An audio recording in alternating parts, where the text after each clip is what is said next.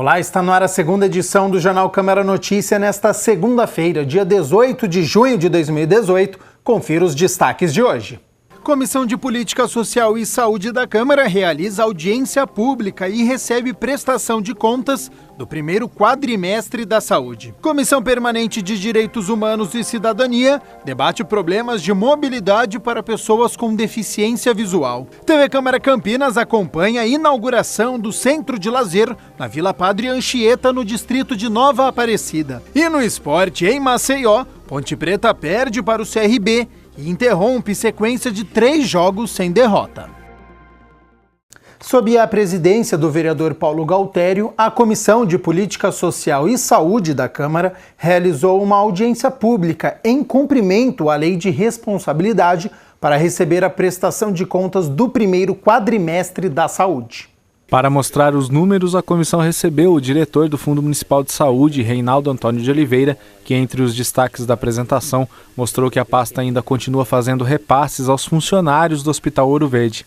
O presidente da audiência, o vereador Paulo Galtério, falou sobre o assunto. A Vitale não recebe nenhum pagamento mais da cidade de Campinas. Todos os pagamentos agora são feitos pela rede Mário Gatti, né?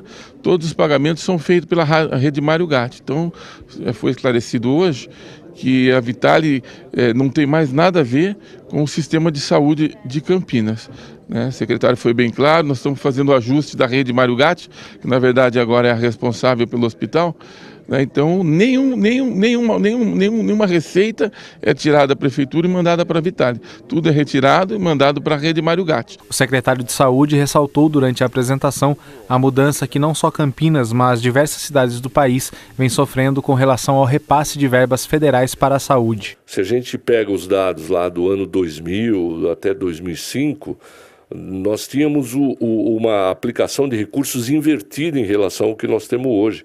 Hoje o município, isso não aconteceu de ontem para hoje, nem aconteceu nesse governo, veio acontecendo ao longo dos anos, né? Veio acontecendo ao longo dos últimos 15 anos, de modo que nós chegamos a um limite insuportável. A audiência foi dividida em 2 partes por conta de um compromisso do secretário. O secretário tinha um compromisso emergencial, né, às 11h30 com o governo do estado, a fim de trazer recursos para a cidade de Campinas, e nós começamos com um certo atraso a reunião aqui.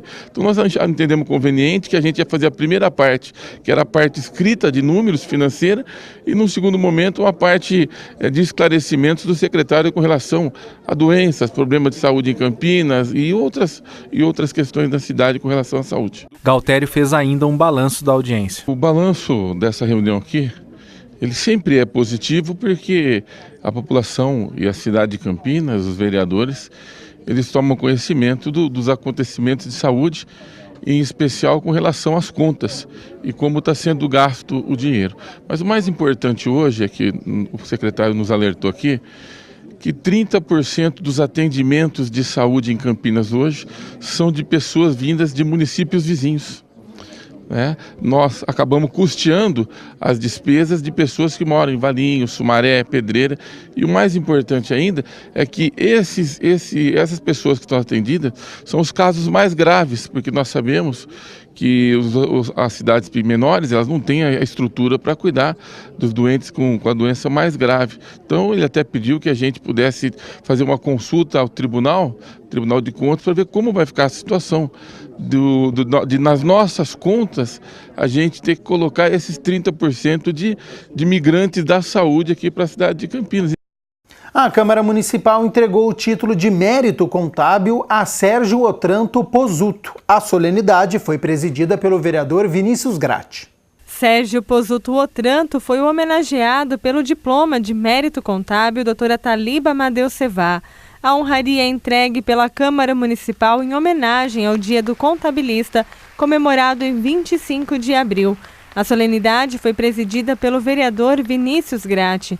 O parlamentar contou que o homenageado nasceu em Campinas em 1944 e aos 13 anos já trabalhava com o pai, que era proprietário das Casas Otranto, especializada na venda de materiais de escritório e máquinas de escrever. No ano de 1966, com o incentivo do contador Pedro Arnaldo Fávaro, montou um pequeno escritório tendo como clientes empresas de pequeno porte. Hoje, o escritório conta com uma clientela selecionada, composta de empresas de pequeno e médio porte, sendo alguma delas clientes do escritório por mais de 30 anos. Otranto agradeceu à Câmara Municipal pelo título que recebeu. Ele também falou do quanto o trabalho dos contabilistas mudou ao longo dos anos. Principalmente na minha geração, fomos passando desde a contabilidade manuscrita até os dias atuais de tanta tecnologia, sem deixar de lembrar da correção monetária dos balanços causada pela gigantesca inflação dos anos 80 e 90. O homenageado falou ainda sobre a importância e a responsabilidade dos contabilistas para ajudar no desenvolvimento das empresas. Somente nós sabemos da nossa importância perante a sociedade. É nossa a responsabilidade do cumprimento da legislação contábil e tributária. A nossa tarefa também é colaborar com o desenvolvimento das empresas, proporcionando a elas os resultados da gestão. A Comissão Permanente de Direitos Humanos e Cidadania debateu os problemas de mobilidade para pessoas com deficiência visual aqui na cidade. A Comissão Permanente de Direitos Humanos e Cidadania da Câmara recebeu, na última semana, diversos representantes de entidades assistenciais relacionadas à deficiência visual.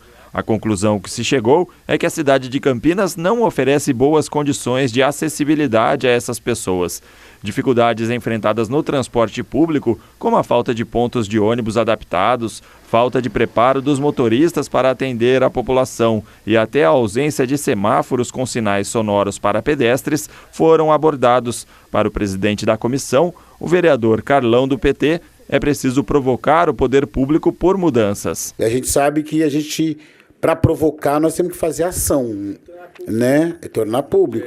Então, eu acho que essas denúncias que vocês trouxeram e as dificuldades levantadas, elas precisam ser enfrentadas para que a gente busque solução. A reunião também contou com a presença do vereador Jorge da Farmácia, presidente da Comissão de Pessoas com Deficiência ou Mobilidade Reduzida.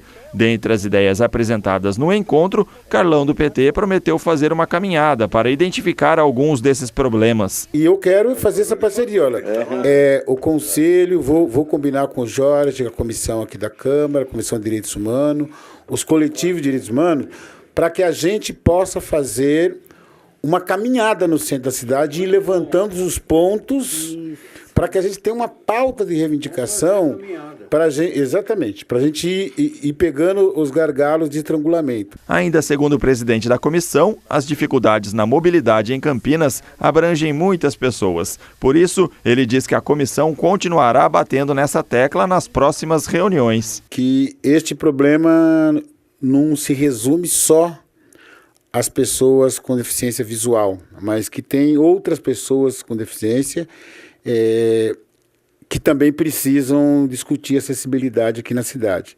Então, nós vamos nos comprometer de que na próxima reunião da Comissão de Direitos Humanos a gente amplie um pouco mais a discussão com outras necessidades. No sábado, a nossa equipe acompanhou a inauguração do Centro de Lazer Epifânio Silva, na Vila Padre Anchieta, no distrito de Nova Aparecida. Pista de caminhada, campo de futebol de areia, quadra poliesportiva, pista de skate, parquinho fazem parte da urbanização do Centro de Lazer Epifânio Silva, que já chegou a ser um local abandonado. Quando a gente já era subprefeito no distrito de Nova Aparecida, aqui era um lixão, um esgoto a céu aberto, onde o pessoal desovava corpos que tinha no início da vila. Havia muitos crimes aqui e desde lá então a gente começou a pedir para que essa praça fosse feita para ver essa lindeza, essa maravilha que é hoje aqui, onde é uma área de lazer e de entretenimento para a população que mora aqui na Vila Padre Anchieta e também no distrito de Nova Aparecida. O local também recebeu iluminação, arborização, regularização do solo e macrodrenagem. O Centro de Lazer Epifânio Silva tem 60 mil metros quadrados e o investimento foi de R$ 2.200.000. O presidente da Câmara, Rafa Zimbaldi, também acompanhou a inauguração junto com os vereadores Marcos Bernardelli e Permínio Monteiro. Importante espaço aqui para a população, centro de lazer que tem praticamente todos os esportes aqui, pista de caminhada, pista de skate, campo de futebol, quadras. Momento importante aqui para o Padre Anchieta. Cumprimentar também o vereador Zé Carlos, que foi uma luta bastante intensa, que o vereador Zé Carlos fez não só junto com os vereadores, mas também em cima da prefeitura, junto com o prefeito. O Centro de Lazer tem o nome de Epifânio Silva como uma homenagem ao pai do vereador Zé Carlos. Os irmãos e a mãe do vereador também compareceram à inauguração. Eu fico mais feliz ainda quando o prefeito decide dar o nome desse centro de lazer, Epifânio Silva, que é meu pai.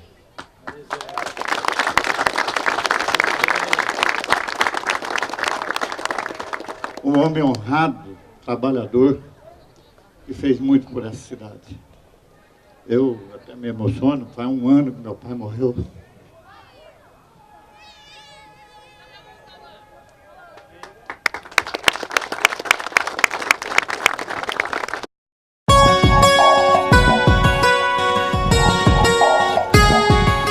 Neste momento, sol entre muitas nuvens em praticamente toda a cidade. De manhã estava muito frio, mas ao longo do dia a temperatura foi aumentando.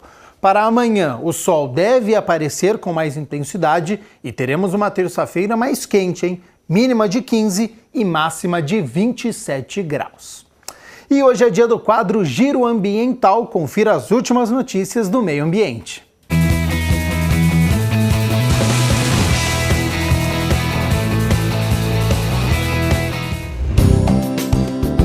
O Comitê Gestor da Operação Estiagem 2018 realizou na última semana uma reunião para definir os procedimentos que começou no dia 1º de maio e vai até o dia 30 de setembro. A Operação Estiagem tem como objetivo monitorar e realizar ações nesta época de outono e inverno, quando as condições meteorológicas provocam a baixa umidade do ar e a queda na temperatura, além da baixa vazão dos mananciais e o aumento de incêndio em matas. Em maio, a Defesa Civil registrou 21 ocorrências de queimadas que são encaminhadas para a fiscalização da Secretaria do Verde e do Meio Ambiente. Este ano, a operação estabeleceu como padrão 13 graus Celsius para definir o alerta em função da queda brusca de temperatura, para que a Secretaria Municipal de Assistência Social e Segurança Alimentar possa fazer a abordagem da população de rua e encaminhá-la para os equipamentos que atendem a este público. Uma exposição educativa sobre a febre amarela começou na última quinta-feira e vai até o dia 30 de setembro no Centro de Educação Ambiental Professora Egli Carneiro de Oliveira Passadori, dentro do Bosque dos Jequitibás. A mostra explica aos visitantes o que é a doença, formas de transmissão e esclarece os sintomas, diagnóstico e prevenção, além de contar um pouco sobre a história da febre amarela em Campinas. A exposição também destaca que o macaco não é o transmissor da doença. A expectativa é que 2.000 pessoas passem pela exposição. No próximo dia 25 de junho, a Prefeitura de Campinas, por intermédio da Secretaria do Verde, Meio Ambiente e Desenvolvimento Sustentável, realiza audiência pública para apresentar a minuta do plano de manejo e os parâmetros para o uso e ocupação da terra na APA, a Área de Proteção Ambiental de Campinas. O encontro acontece a partir das 6h30 da tarde e vai até às 9h30 da noite no Salão Social, anexo à Subprefeitura de Joaquim Egídio. O objetivo é divulgar o trabalho, coletar informações, sugestões e outros elementos que possam ajudar a aperfeiçoar o plano de manejo e os parâmetros de uso e ocupação da terra. Criada em 2001, a APA Campinas deveria ter o seu plano de manejo em 2006, mas só agora a lei está sendo cumprida. O plano de manejo é um documento que, a partir de diversos estudos, Estabelece normas, restrições de uso, ações a serem desenvolvidas e o manejo dos recursos naturais de uma unidade de conservação e o seu entorno. O documento tem o objetivo de proteger esses recursos naturais, como fauna, flora e recursos hídricos, além de compatibilizar o ordenamento territorial da região. Um relatório completo com todas as ações executadas e os seus resultados para confeccionar o plano de manejo está disponível para consulta no endereço que aparece no seu vídeo.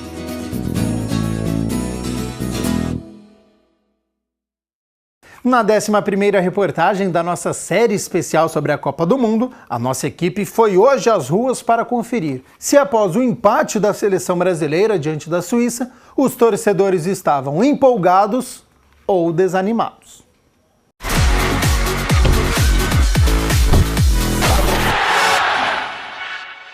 Ruas assim, meio que sem as cores esperadas para uma segunda-feira depois de um jogo do Brasil. O resultado na estreia contra a Suíça não foi o esperado para uma nação que está na expectativa do tão sonhado Hexa. Não gostei. Eu achei que estava muito lento, né? E depois muita falta. Ultimamente os jogos que tem hoje em dia, os juízes estão deixando à vontade, né? Foi um gol do time adversário não anulado, um pênalti para a gente não marcado e o resultado final 1-1. Na manhã seguinte, a estreia da seleção brasileira na Copa do Mundo e após o empate não tinha muita gente animada com a equipe não. Verde e amarelo, por enquanto, só na vitrine. E só na vitrine mesmo e bem poucas, mas para o gerente de uma loja, a expectativa é que as vendas e a seleção sejam melhores no decorrer da Copa. Na verdade, foi a estreia depois de uma ressaca de 7-1, né? Então a gente tem que entender o momento e vai aumentar. O pessoal está empolgado. Eu acho que não adianta, né, a gente falar que não vai empolgar, porque na hora de vamos ver, nós somos brasileiros. A derrota decepcionou, mas a expectativa de quem ainda torce de verde e amarelo ou não é de que o Hexa venha ainda este ano. Com certeza, né? A gente tem que pensar positivo, né, não? Para ter vir aí o final, né, não? Se Deus quiser. Mesmo com empate? Com certeza. Agora vamos aguardar no próximo jogo agora para ver como é que vai ficar, né, não? Olha, eu acho que o primeiro jogo de estreia é sempre um pouco mais delicado. Eu acho que o Brasil começou jogando muito bem, eu acho que é a melhor equipe que nós temos aí nos últimos 5 anos. Confio muito no nosso técnico, que é um bom gestor da equipe. Mas eu fiquei decepcionado com o resultado, obviamente, né? Você acha que dá para ser campeão ainda? Eu acredito que sim. Eu acho que não tem nenhuma seleção próxima do nível do Brasil. Acredito sim. Hora de conferir as imagens diretamente da Rússia. Rodrigo Villalba, fotojornalista, nos enviou, logicamente, tudo de Brasil e Suíça. Já vimos aí o lance do gol do Felipe Coutinho. Uma vitória para o fotógrafo em pegar bem este momento. Imagens dos torcedores pontepretanos marcando presença no estádio. Tinha também bandeira do Guarani. Antes da partida havia muita expectativa sobre o desempenho, mas a seleção decepcionou. Mais que o resultado, a exibição deixou a desejar. Segundo tempo, quase que todo, a Suíça foi superior. Agora é bola para frente, que sexta-feira tem a Costa Rica pela frente.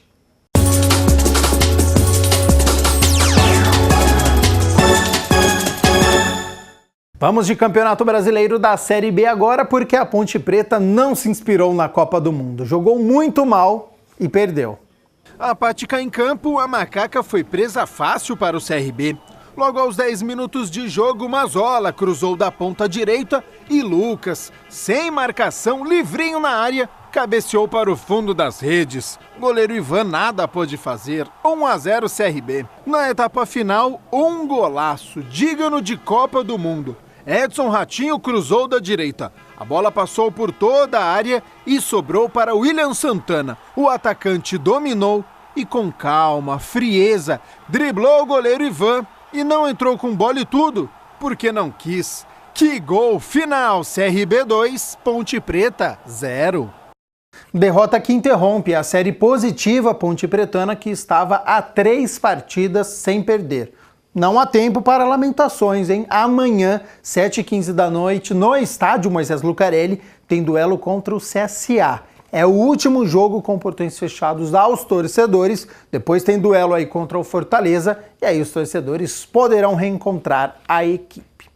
E também na sexta-feira, o Pulo do Gato foi até São Sebastião do Paraíso enfrentar os donos da casa. chegou a estar perdendo por 4-1 e não é que conseguiu a reação. 4-4, que grande jogo em partida válida pela 8ª rodada da Liga Paulista de Futsal. Gols de Valtinho 2 vezes e Uri e Darrier para os campineiros. Estão na 3ª colocação, atrás da AABB de São Paulo e do Corinthians. Amanhã, 7h45 da noite, no ginásio Roger Ferreira, no bairro São Bernardo, tem duelo contra Dracena, entrada franca, hein? Essa edição fica por aqui, a gente se vê amanhã ao 12:30 na primeira edição. Até lá, tchau, tchau!